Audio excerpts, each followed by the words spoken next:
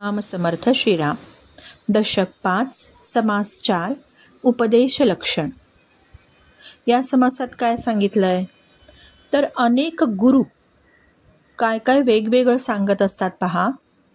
पुष्कळ गुरु मंत्रांचा उपदेश करतात.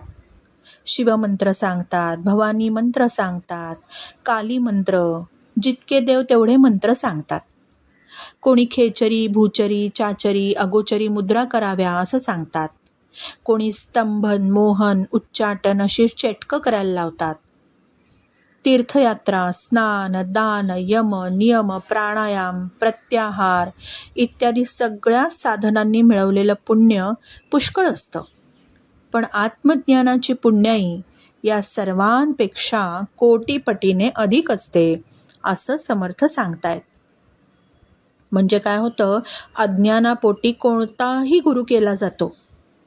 त्याचा मार्ग अवलंबून वेळ वाया दवडू नये. आणि तो वेळ वाया दवडला जातो कारण अज्ञान असतं ना.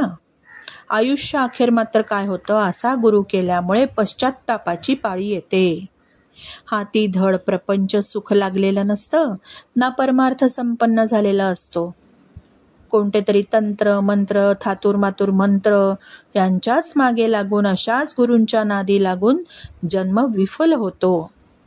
म्हणून संतांच्या संगतीने, अद्वैत ग्रंथ अभ्यासल्याने खरा गुरु जो सद्गुरू आकळतो ना, तोच करावा.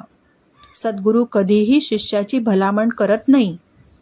अतएव मामुली गुरु, त्यांचे स्वार्थी अज्ञानी शिष्य यांच्या तर मुळीच नादी लागू नये. समर्थांनी इथे कडक इशारा देऊन ठेवलाय.